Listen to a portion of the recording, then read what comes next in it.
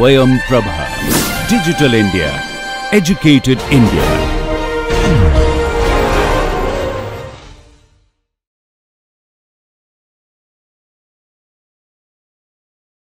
Today we are going to study irrigation engineering. The main purpose or motto behind our water resources engineering development, water management. Last class we have seen about dams and reservoirs.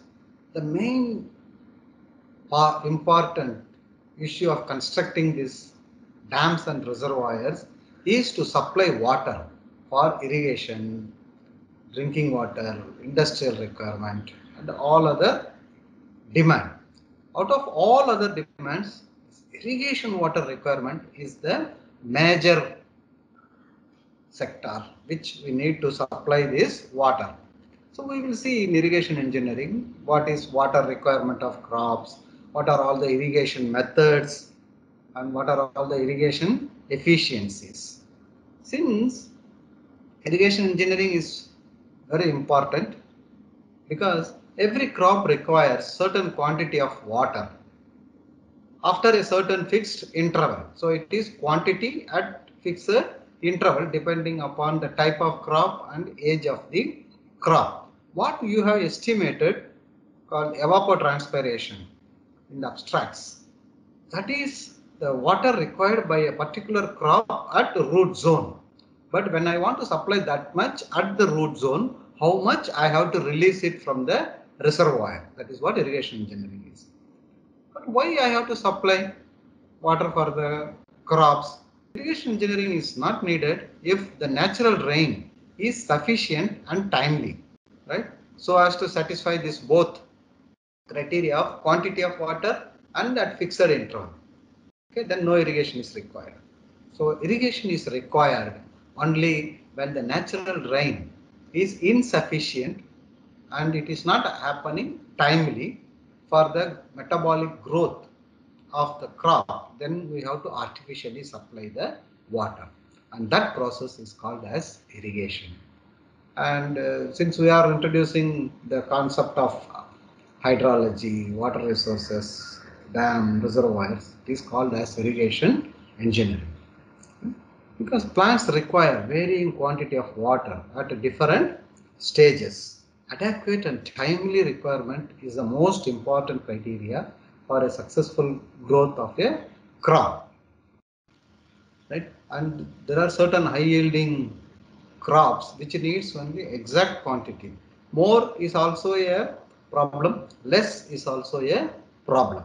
And we work towards this irrigation engineering because 81% of the total available water is used for irrigation. Right?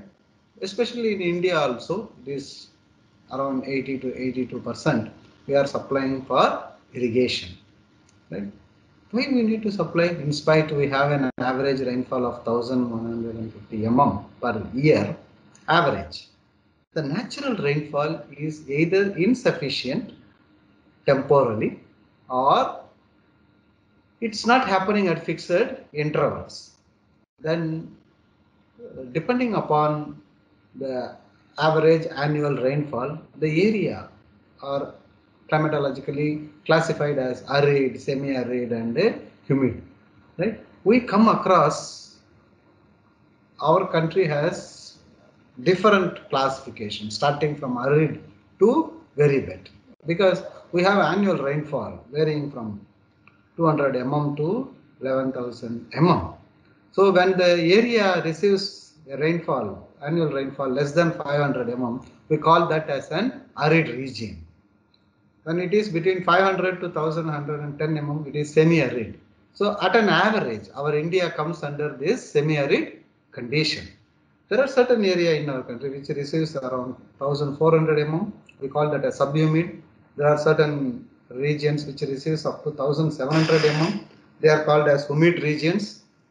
There are certain regions in Western Ghats which receives around 2000 mm, that is wet region, and there are very high, more than 2000 mm, we call that as very wet region.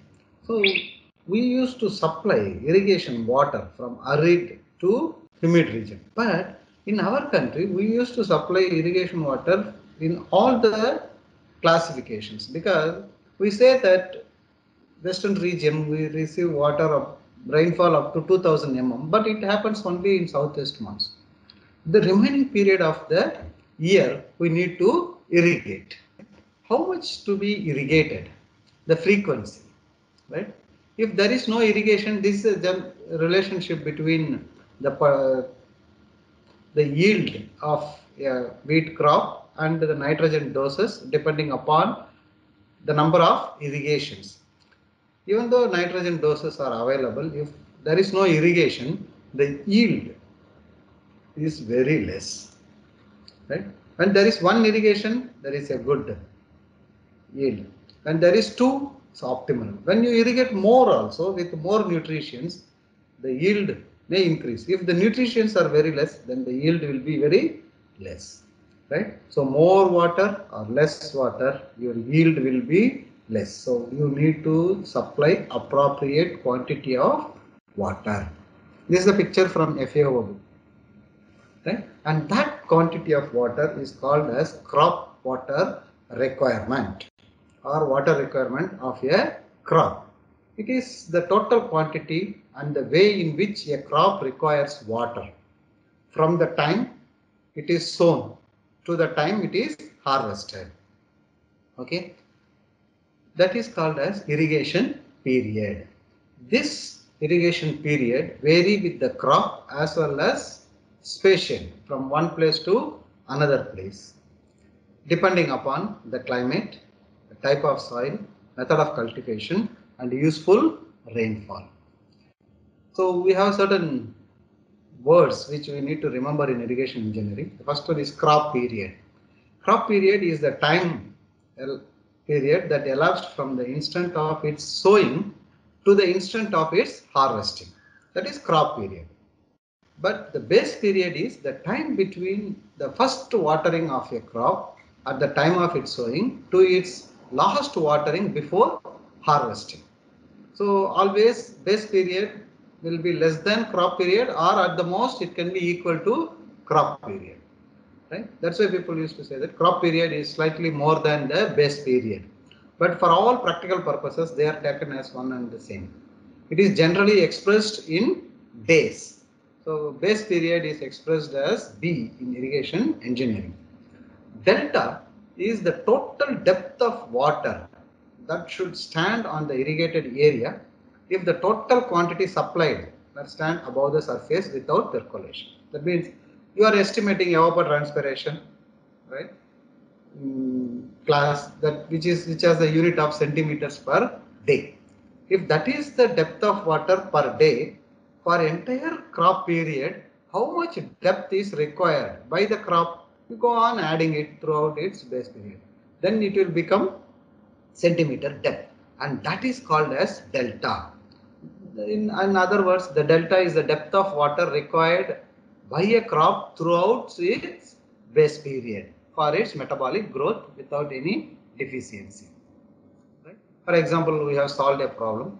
If rice requires about 10 centimeter depth of water at an average interval of 10 days and the crop period is 120 days, find out the delta. So that means we are going to irrigate at every 10 day, and every 10 day we are irrigating 10 centimeter depth of water. Out of 12 days, how many times we have to irrigate?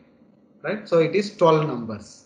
So each time you irrigate 10 centimeter. So 10 centimeter into 12 number of waterings, which is equal to 120 centimeter. So the crop requires 120 centimeter of water throughout its crop period. This is how we estimate the delta and base period. But in this is a sample delta for different crops grown in India. Common sugarcane is a 1 year crop. For 1 year, the total depth of water to be supplied at root zone is 120 centimeters. This is an average, right?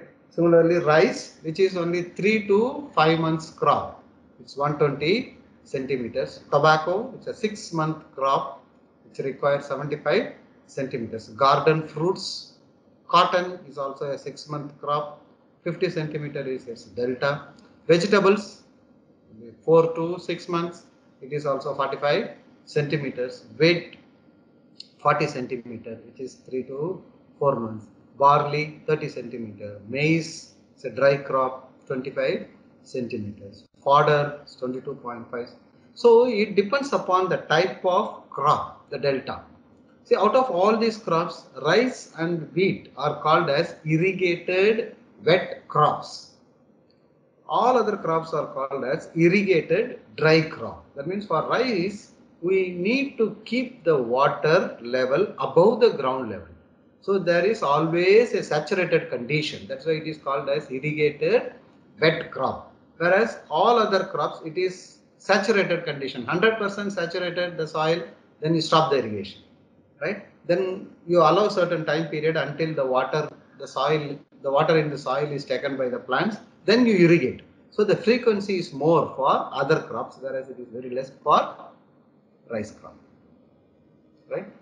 Then if I want this much depth, how much water I have to release from the dam? That's the major requirement of a water resources engineer. Okay, this much depth is required. Then how much I need to release? Then that is called as duty. So it is the relationship between the volume of water and the area of the crop it matures, right? So the duty is nothing but a unit discharge flowing for a time equal to the base period of the crop is called as base of the duty, right?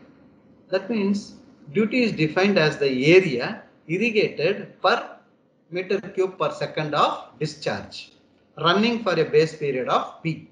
That means if I release 1 meter cube per second from the dam gates for a crop period B, how much area I can irrigate? That is called as the duty, right? For example, if water is flowing at a rate of 1 meter cube per second, runs continuously for B days of crop period and matures or irrigates 200 hectares, then the duty of the water for that particular crop is defined as 200 hectares per cubic.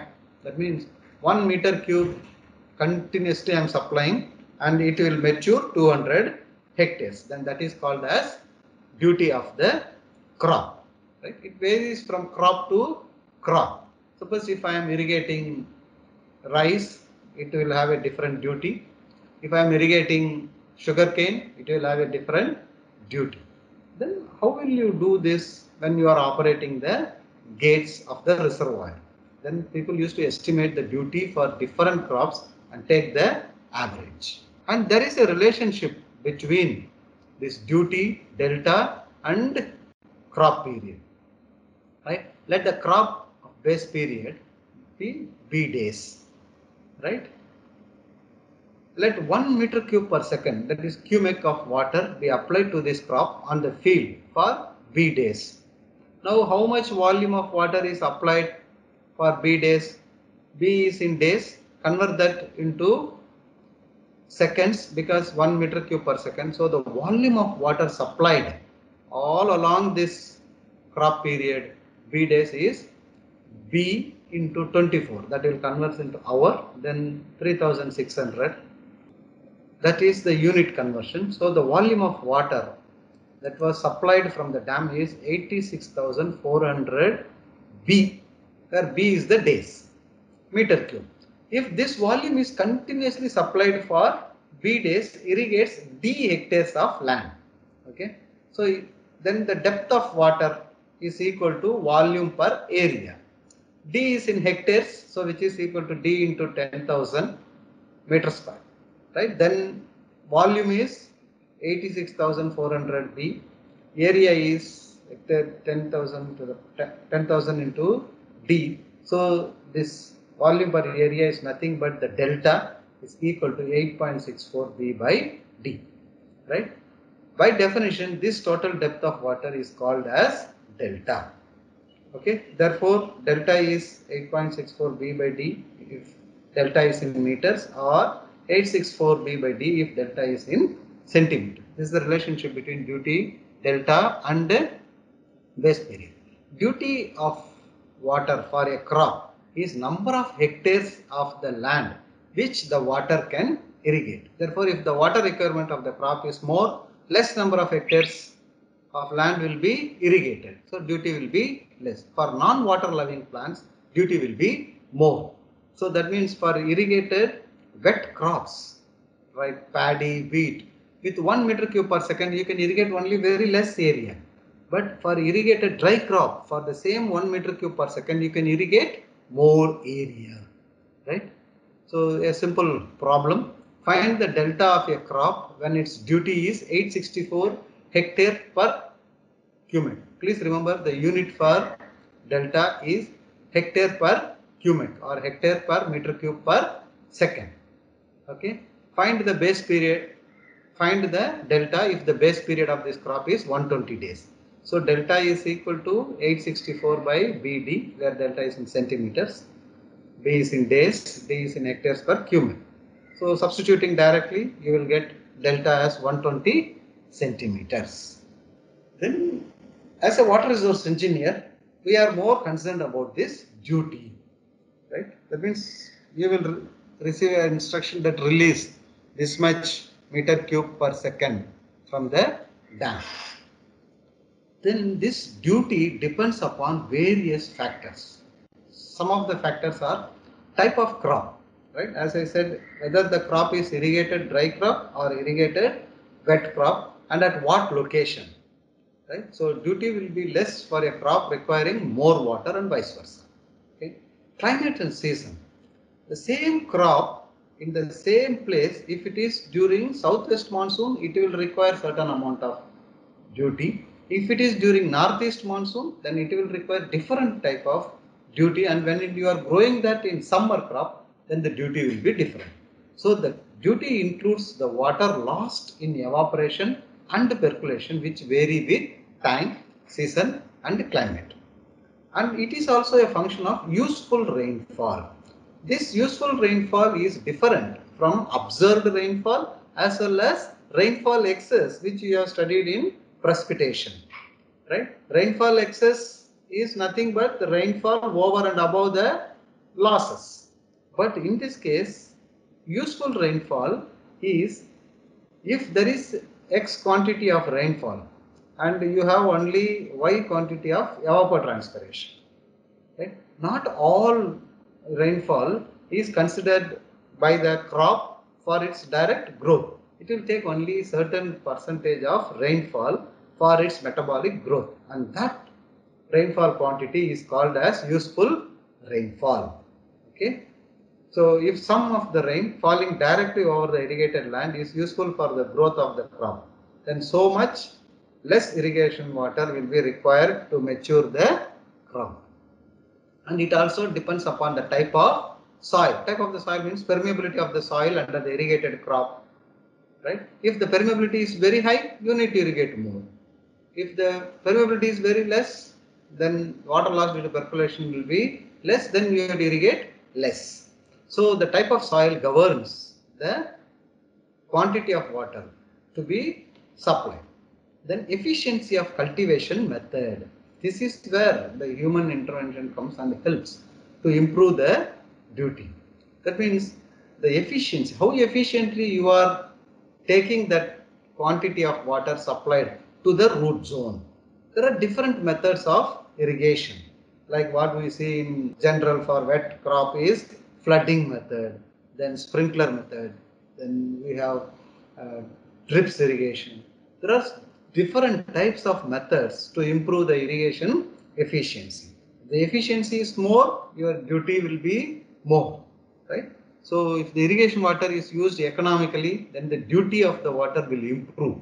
That means the same quantity of water I can irrigate for more area, right? So this is just give an idea how much is the duty required for different crops in India, right? For example, sugarcane, it requires 730 hectares per cubic.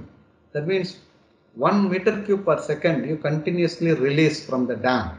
You can irrigate 730 hectares of sugarcane, that is for 1 year.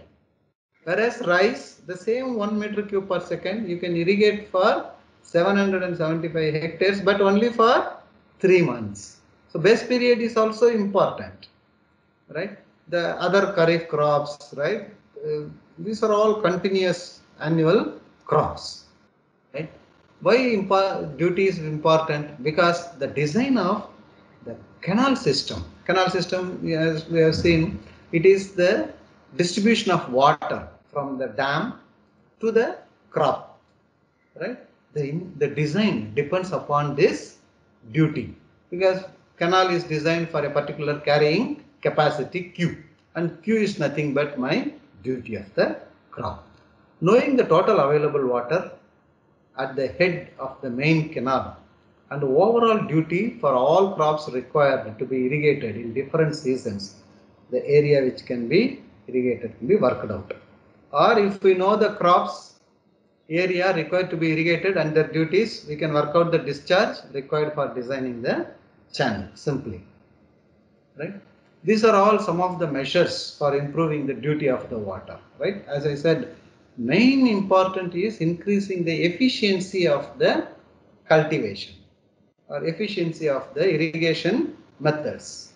Some of the precautions are: land to be used for cultivation should be as far as possible leveled, so that same depth of water is applied at everywhere in the field. The field should be properly plowed to the required depth. Otherwise, water will be stagnating. If the root zone is very hard, water will not percolate. Whatever water you supply will stand on the ground and go as a evaporation. At the same time, roots might have not received any water. And then improved modern cultivation methods like sprinkler, drip irrigation, right? So that you supply the water at the root zone, thereby reducing several losses. Porous soil should be treated before sowing crops to reduce seepage. If the soil is very porous, like sandy soil, whatever water you supply, it will go very deep or deeper than the root zone. Then plants cannot take water. Then you have to treat the soil. Alkaline soil should be properly leached before sowing. Otherwise, the alkaline soils either may choke or the alkaline material will be taken by the plants. Manures, fertilizers should be added to increase water holding capacity of the soil also, right? Green manures, right? Mainly we increase it to add the holding capacity of the soil. Rotation of the crops should be preferred, and this will ensure increased crop yield with minimum use of water. These are all some of the measures to improve the duty of water, right?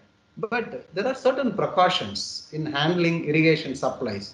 The source of irrigation water should be situated within the prescribed limits. That means uh, the dam should not be very far off from the command area, right? So the canal carrying supply should be lined to reduce seepage, so that you will be reducing the seepage losses. Water courses may be preferably lined or RCC. Canal network, that means there is a dam. From the dam, main canal is there. Then from main canal, branch canals. From branch canals, you will take for field. If all are lined, then your conveyance losses will be less. Then free flooding of fields should be avoided. But for paddy and wheat, you need to do this free flooding. For all other irrigated dry crop, you can grow with different method of irrigation like furrow, right?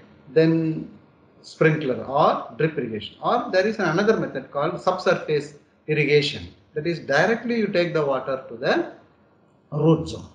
If canals are not lined, then two canals running side by side may be preferred, right? That will reduce the full supply level, thereby reducing the percolation losses. Altogether, the idea is to use the water economically. So now we'll see what are crop seasons in Indian agriculture. More than 70% of our Indian population is directly or indirectly connected to agriculture. The major crops called as staple food in India is rice and wheat. They are called irrigated wet crops. Other irrigated dry crops are pulses, right?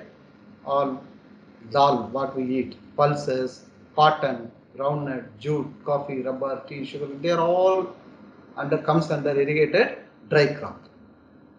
I have given an assignment, if you remember during first class, to write down the different crop seasons in different basins in India.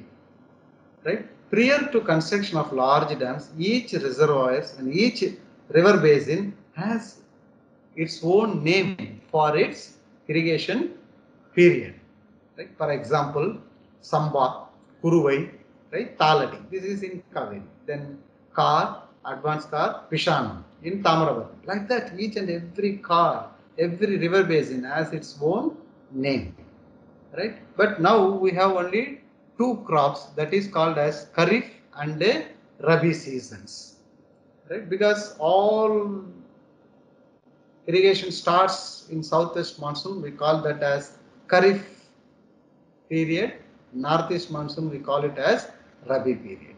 Right? So we have only two irrigation crops now in India. One is Kharif and Rabi, but still there are certain river basin which has its own crop periods. So this is some of the types of soil which requires different types of water retention, and we can say that the suitability of the soil and the type of crop that can be grown.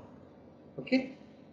See, Kharif starts from 1st April and ends in 30th September, southwest monsoon. Rabi starts from 1st October and ends in 31st March. These dates are not rigid, but normally nowadays we start only from June. So June, July, August, September. This 4 months is Kharif period. October, November, December, the next remaining 6 months is Rabi period. Right? So the time may vary up to 1 to 3 months on either side. Sugarcane, which is an important cash crop, extends on both the crops, that is Kharif as well as Rabi. Right? There are several reservoirs in India which starts its operating only from the month of June. So then there are certain crops which require 6 months in the field. If the crop period is 6 months, they will extend both in Kharif as well as Rabi. 50% of their crop period will be in Kharif and 50% of their crop period will be in Rabi season. It means they will be sown in July, June, and they will end it in the month of December. So that means the area is occupied on both the seasons. Right? The above distinction of season is well applicable to North India, but in South India there are no such marked distinction between different seasons. But each river basin has its own name. So you can ask some of the farmers what is the season. If you go to irrigation engineering department of each state, you can find out what is the name of the irrigation crop period in that river basin. Right? These are all some of the crops which are commonly grown. Rice and wheat is grown in both the seasons, the Kharif as well as Rabi, but quantity of water required will be different. Kharif season is normally for irrigated wet crops and Rabi season is generally for irrigated dry crops. Most of the pulses are grown during Rabi. Right? There are certain crops which are common in both the seasons. Okay, so Kharif crops require about 2 to 3 times the quantity of water as required by Rabi crops.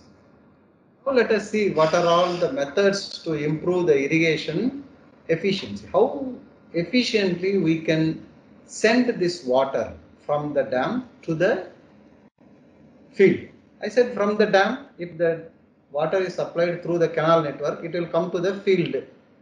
So when I apply, how I am applying the water in the field, that is called as application method. Depending upon the application method of water in the field, there are different types of irrigation. The first one is called as flooding method, like this. It's mainly for paddy and rice. We used to irrigate through this flooding method, right? And this is called furrow method. Most of the pulses, chilies, sugarcane, right, maize, they are grown in the furrow method. That means it is a long, smaller canal, and water is allowed to go in the small canals, and there is a bunch in which used to graze the crops. So this method is slightly having efficiency more than this flooding method. Then the next method is sprinkler irrigation. Sprinkler irrigation is like a substitute for rain. It will be spraying, right, like a rain, from single sprinkler to group of sprinklers, right? And the sprinkler rain intensity has to be designed. This intensity is function of the type of the crop and the soil characteristics, right? I think you know what is infiltration rate. So at any cost, this sprinkler rate should not be more than the basic infiltration rate, because if it is more, then what happens? Your soil, once it is saturated, it will start overflowing. So in sprinkler irrigation, there is no flooding or there is no surface runoff created from the field.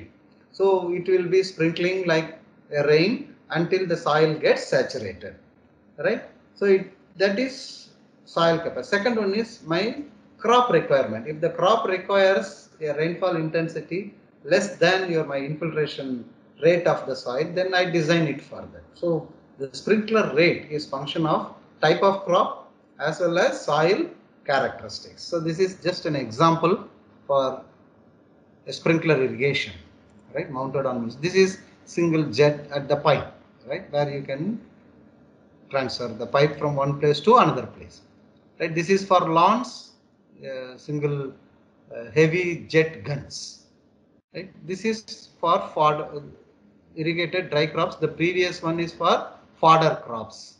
This is what nowadays automated sprinkler irrigation methods for cotton, right, and for orchards and gardens. This is the closer view of a sprinkler gun. So there will be a jet which is coming out of a small jet which is flipped by this, which splashes the water, right? Irrigation efficiency.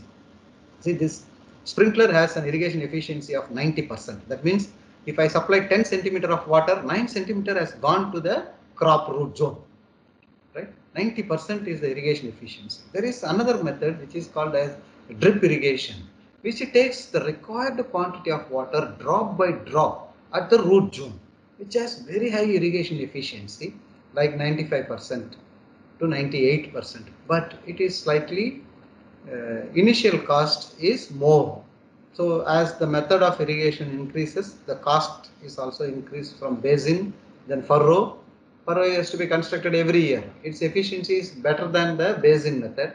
Then sprinkler, you have to use equipments that will be costlier, but it is efficient than the furrow method.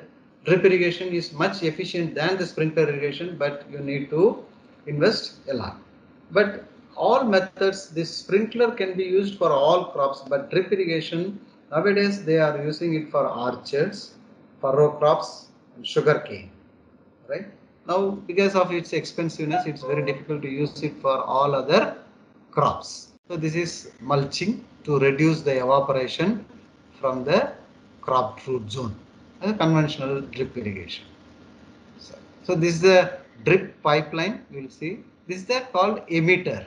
Emitter, every pipe will have a emitter. It is not just a hole. The water will move around a circular path, so that the head of water and the quantity of water supplied at each plant is uniform, right? Like this. If I have a source, from the source water is pumped to a sand separator, right, where all my sediments, solid particles are removed, only pure water goes there, and there is a pressure gauge.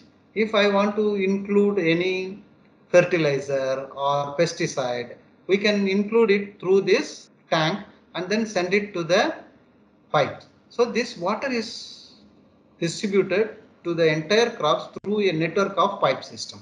It will be a main pipe and then sublines and then emitters. Emitters are small holes with a circular movement of water. So this portion is fixed into the pipe. Water will come out of this small nozzle drop by drop. Thereby the head of water available for each crop is uniform throughout the period throughout the crops, right? That is called dripper or emitters. So thereby you reduce, there are several advantages in using this drip irrigation. First one is there is no weed growth because water is supplied only to the crop. First and foremost is highest irrigation efficiency. There is no weed growth, so you reduce the cost of weeding, that is weed removal, and then the product will be much higher because you are supplying the water without any deficient, and maximum utilization of the efficient utilization of the water.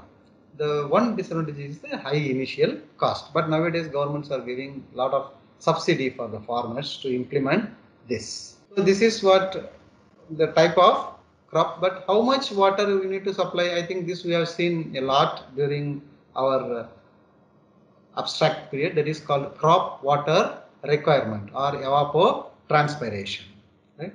There are two evapotranspiration. First one is reference crop evapotranspiration, which we estimate as a function of meteorological tables, right? That is ET naught. Then multiply it with the crop coefficient. Crop coefficient, which is function of type of crop and stage of the crop. Stage means the level at which it has grown. ET naught is nothing but the reference crop, well watered. The reference crop is as usually alfalfa, a grass. Crop coefficient varies from crop to crop, which we estimate using lysimeters, right? So once I know the crop coefficient, for every day I can multiply that with the reference crop evapotranspiration estimated using meteorological parameters.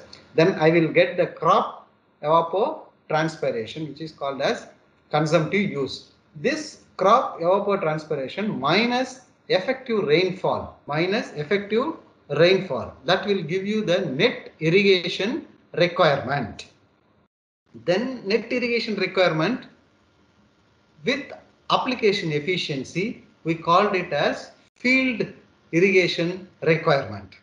Then this field irrigation requirement with conveyance loss is the water to be released from the dam, and that is called as gross irrigation requirement.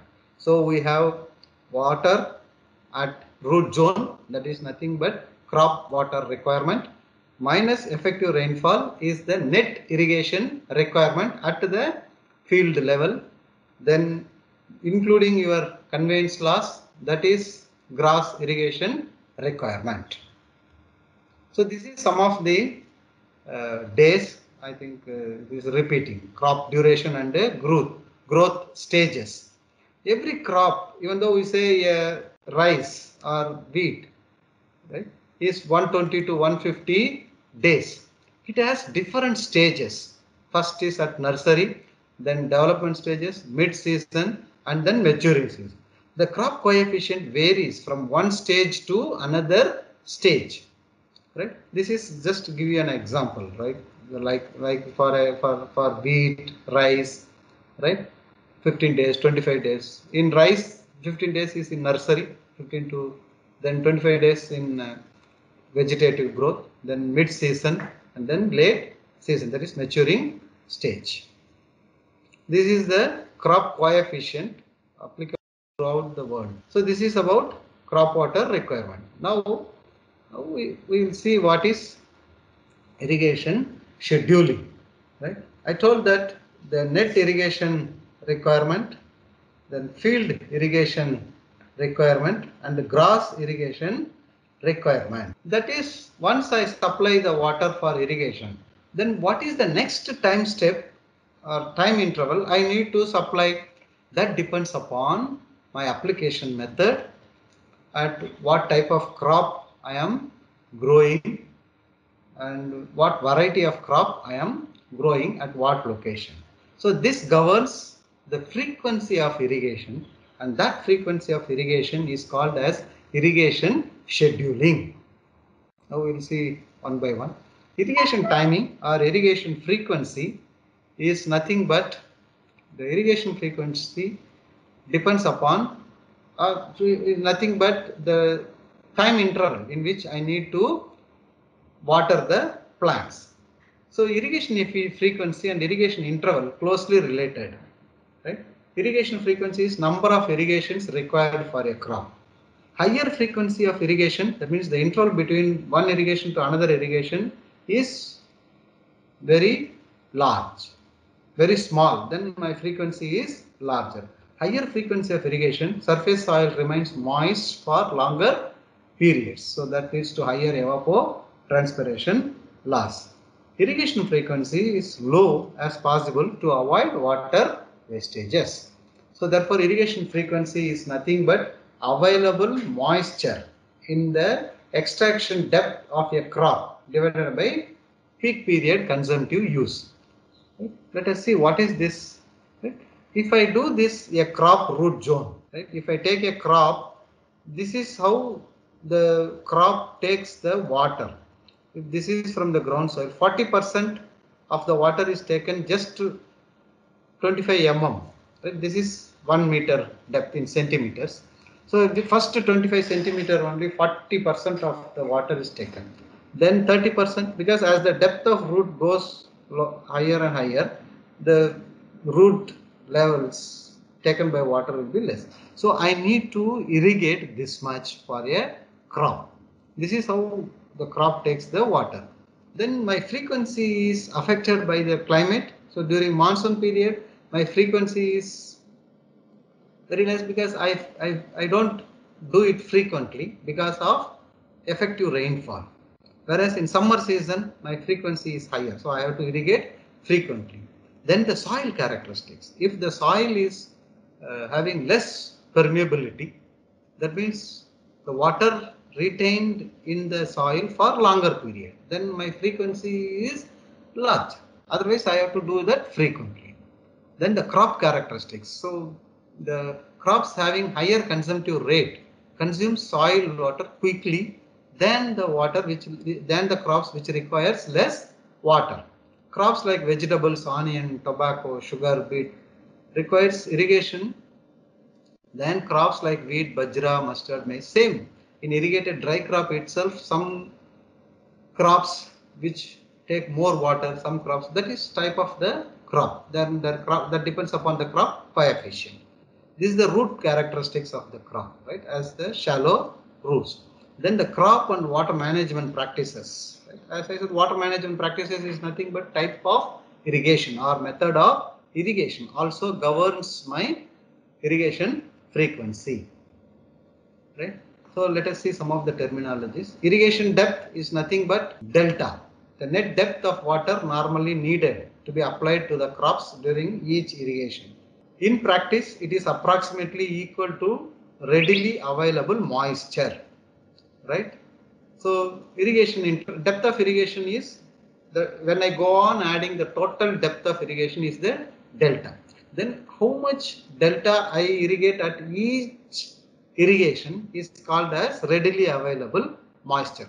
Irrigation interval is the time gap expressed in days between subsequent irrigations, right? Irrigation period, it is usually expressed in days that can be allowed by applying one irrigation to a given design crop during peak consumptive use, and it is function of peak period consumptive use rate. So irrigation, this is considered in the design of irrigation system and capacity and equipment. So irrigation period, number of days is equal to number of depth of soil depletion by the crop by peak period consumptive use. So this is what we call it as irrigation interval and irrigation period. The irrigation scheduling, in irrigation scheduling, the irrigation period should be less than the irrigation interval. This is because if the period is not smaller, that means before the latter parts of the area are to be irrigated, the earlier irrigated area will need fresh irrigation. That means we need to keep the moisture, right, not at zero level. There are three different limits of crop. One is called as field crop, field saturation capacity. That means the soil is completely filled with, or the soil pores are completely filled with water. That is the field capacity. As the plant extracts water, the moisture content goes on decreasing, right? Plants goes on decreasing. After certain moisture content, the plants cannot extract water from the soil. That is called as wilting point. that is called as temporary wilting point. Even though there is moisture in the soil, plant cannot extract. That is temporary wilting point. Then we need to irrigate before that temporary wilting point. If you don't irrigate that, the moisture content still goes down and the plants cannot extract water even though you irrigate it again. That level is called as permanent wilting point. That means the plants are dying. So when plants have died, even though you irrigate again to the soil, it will not take water. You need to irrigate before the permanent wilting, temporary wilting point of a crop. How much is the depth we have to do? That is called as management allowed deficiency. Normally, if we have good source and good type of crop, it is 50 to 60%. That means when the soil moisture is decreasing and it has reached 60% of the temporary wilting point, then you irrigate. Then you make the soil to the saturated level. So it is like a sawtooth. In one irrigation, it becomes field capacity, then goes on reducing, and then after temporary MAD allowed deficiency, go on irrigating. That is called irrigation frequency, right? So just for an understanding, I have given a small problem. The moisture content at field capacity of a clay loamy soil is 28% by weight, while that at permanent wilting point is 14% by weight. So root zone depth is 1 meter, bulk density of the soil is 1.2 gram per centimeter. Calculate the net and the gross depth if irrigation efficiency is 0.7. What is the field capacity is 28%, permanent wilting point is 14%. Here I am allowing up to a permanent wilting point. Normally we will never do this in practice. Before permanent wilting point, there is a temporary wilting point, and before that is the management allowed deficiency. That means this percentage will be very, very less. But for calculation purpose, I was doing. So available soil moisture, field capacity is 28%. Now permanent wilting point is 14%. So 14% is the available moisture in the field, right? What is the bulk density? It's 1.2 gram per centimeter cube. Root zone depth is 1 meter. Now equivalent depth of water, right? This is in percentage. In equivalent to depth is nothing but available moisture content into specific weight of the soil and root zone depth. Here 14%, 0.14, and specific weight. Specific weight is my specific gravity of water, specific gravity. 1.2 is specific gravity because bulk density is 1.2 divided by 1 gram per cc of water. So into root zone depth is 1 meter. So 168 mm is the equivalent depth of water available in the soil. Allow 50% as the management allowed deficiency. That means you need to irrigate when the soil moisture is at 84 mm. That means how much you need to again irrigate? Again you have to irrigate another 84 mm. So to bring it back to the field capacity. In how many days? So that is what we call it as gross irrigation requirement. The net irrigation efficiency is 84 mm divided by 0.7. So 120 mm. So the area, the volume of water I need to irrigate is 120 meter cube per hectare.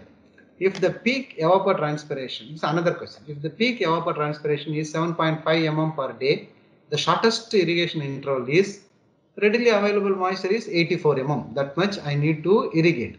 Within, that is total. Within how many days? If the peak requirement is 7.5, so every 11 days I need to irrigate to achieve this 84 mm depth of water for this crop period. Okay, so this is example.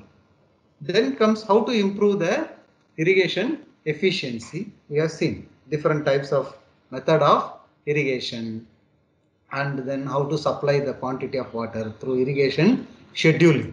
Then how to estimate whether the supplied water is efficiently used or not. That is called as irrigation efficiency. So irrigation efficiency is the ratio, it's not ration, it's a ratio of the water output to the water input. and it is usually expressed as percentage, because water is lost in irrigation during various processes, and therefore the crop may not take the quantity of water which we have taken totally. There are certain amount of losses like conveyance loss, application loss, water storage loss, and water use loss. You need to estimate separately each and every efficiency, right? So efficiency of water conveyance, that is water loss during conveyance in the canal. It is the ratio of water delivered to the field from the outlet point of the channel to the water pumped into the channel. If it is a reservoir, what is the water released from the reservoir gate and how much water has reached the canal or field inlet, right? It is represented by conveyance loss. Water delivered divided by water diverted into the water delivered to the farm divided by water diverted from the reservoir. For example, suppose 45 meter cube of water was pumped into a farm distribution system, but if only 38 meter cube of water is delivered at a head ditch of the farm, which is 2 kilometers away, what is the conveyance loss? So what is the volume of water reached my farm? It is 38 meter cube, but how much is lifted from the farm, from the source? It is 45. So 84% is the conveyance efficiency. It is not loss, it is the efficiency. Loss is 7 meter cube. So the loss is 7 by 45, which is 16%. So 84% is the efficiency and 16% is the loss, right? Then water application efficiency. It depends upon the method of irrigation. It is the ratio of quantity of water stored in the root zone of the crop and actually diverted into the field, right? So how much water is coming to my field and how much I have stored it in the root zone of the crop. If my method of application is different, then different depth of water is stored, and that is why people say that it is function of the runoff and percolation. That means if I do it in flooding method, there will be more amount of runoff and more percolation, whereas in sprinkler irrigation there is very less surface runoff and very less percolation, because I don't supply more than the rainfall intensity and soil characteristics. In drip irrigation, there is absolutely no runoff and absolutely no percolation, very small quantity, because water is supplied at the root zone, right? In a well-defined surface irrigation system, the application efficiency, that is in furrow method, it is around 60%, whereas in sprinkler irrigation system, it is around 80 to 90%, and in drip irrigation method, it is 95%. So then the application efficiency is nothing but volume of water supplied at the root zone depth to the volume of water supplied at the field level, right? For example, a delivery of 10 meter cube per second to a 32 hectare farm is contained for 4 hours, right? The tailwater is 0.27 meter cube per second. Soil probing after irrigation scheduling, that 30 centimeter of water has been stored in the root zone. Compute the application efficiency. So what first we have to do? First we have to estimate how much is the water delivered. How much is the water delivered? It is 10 meter cube per second for 4 hours, multiplied with 4 into 3600 converting unit. So the volume of water supplied is 1,44,000 meter cube. And how much is stored in the root zone? It says that by soil probing, soil tensiometer, it says that 30 centimeter of water has been stored in the root zone. Then water stored in the root zone is 0.3 meter. How much area? It is 32 hectares, which is 10,000 meter square. So 0.3 into 32 into 10,000, 96,000. So you supplied 1,44,000 meter cube, but water stored is only 96,000 meter cube. Then what is the application efficiency? It is 96,000 meter cube divided by 1,44,000 meter cube. That is water stored in the root zone divided by water delivered to the farm. So the application efficiency in this case is 66.7%. Now what is the total efficiency? It is multiplication of my conveyance efficiency and application efficiency, right? That is called as water use efficiency. There is one more efficiency, that is called as water storage efficiency. That means it is the ratio of water stored in the root zone during irrigation to the water needed in the root zone prior to irrigation. That's a part and parcel of my exact method of irrigation at the root zone. It is represented by sigma s, eta s.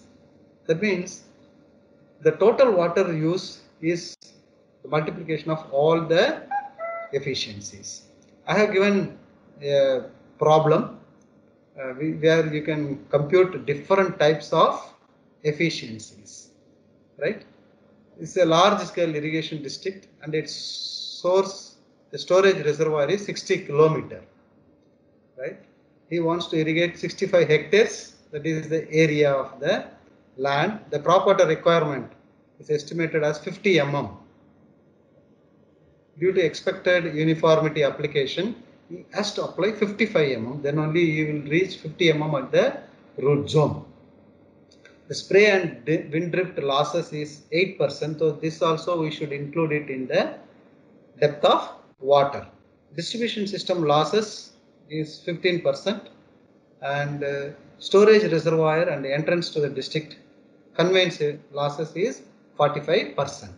Compute the applicable water efficiencies and volume of water which must be released from the storage reservoir to meet farmers' crop water requirement. So first we have to estimate what is the volume of water required at root zone. So 50 mm is required at the root zone for an area of 65 hectares. With unit conversion, the volume of water required at the root zone is 32,500 meter cube. Application efficiency. He wants 50 mm at the root, but he has to apply 55 mm to take care of deep percolation losses. So how much he has to apply? He has to apply 35,750 meter cube. But he has a drift and spray loss from his sprinkler irrigation. So then that means loss volume of water, if he has 8% loss, how much is the water he has to spray from the sprinkler? Then that is volume of water at the application surface divided by the volume of water sprayed, that is by efficiency. So 35,750 divided by 1 minus 0.08, that much, that means 38,859 he has to spray it from his device. Then what is the distribution system? Distribution system, he has said that there is 15% loss in the distribution system, that is in the pipes, pumping, all these things. Then the distribution system, at the starting of the distribution system, is volume of water required is 45,716. How you got this? This is how much water comes from the sprinkler spray to how much water you have supplied at the starting of the pipe. With 15% losses, so 38,859 divided by 0.85. Then 45,716 meter cube is the volume it has to be pumped from the starting of the pipe. But how much is the loss in the conveyance? 45,716 is needed at the distribution system. With 45% of seepage and evaporation conveyance losses, volume of water extracted from the reservoir is 83,120 meter cube. Then you can estimate the efficiency of extraction, right? That means conveyance loss, right? And then application losses, distribution losses, overall irrigation system. So overall he supplied 32,500 at the root zone, but extracted 83,000. That means his irrigation system efficiency is only 39%. So this is how we estimate efficiency at different locations. This is another small problem. 1 meter cube per second of water put into the farm distribution system. 0.8 meter cube per second is delivered to a turnout 0.9 kilometer from the well. Compute the conveyance efficiency. Input minus output. Input is 0.8 cubic meter cube per second was received by me. But how much you have pumped? You have pumped 1 meter cube per second. So efficiency is 80%. Simple questions, right? These are all some of the definitions which you will come across when you are working in irrigation engineering department. Gross command area It is the total area bounded within the irrigation boundary of a project, which can be economically irrigated without considering the limitation of quantity of water. That means we can say that they are all designated area for irrigation. Cultivable command area is part of grass command area where cultivation is possible. So the maximum cultivable command area is equal to grass command area, because in a particular year, the depending upon the volume of water available in the reservoir, and then farmers availability, machineries availability, right? Certain amount of area only is cultivable, and that area is called as cultivable command area. All of this cultivable command area may not be sown or cultivated at a time. Pastures, fallow lands which can be made cultivable are included. Uncultivable populated areas including ponds, reservoirs are all excluded from this cultivable command area, but they are all included in grass command area. Intensity of irrigation, right? Due to some reasons, only certain percentage of cultivable land is brought under irrigation, 30 to 40% will be the irrigated every season. Sometimes there are certain large reservoir where the irrigation intensity is 100%. That means all the cultivable command area is irrigated. If it irrigates in 2 seasons, then the percentage of irrigation intensity is 200%. Right? Annual irrigation intensity, it is sum of 2-3 seasons. Area to be irrigated, the area proposed to be irrigated at any one time, obtained by multiplying cross command area by intensity of irrigation. That is the area to be irrigated. Net and grass area, sometimes two crops are grown during a particular year in certain area. Such an area will be sown more than once. Right?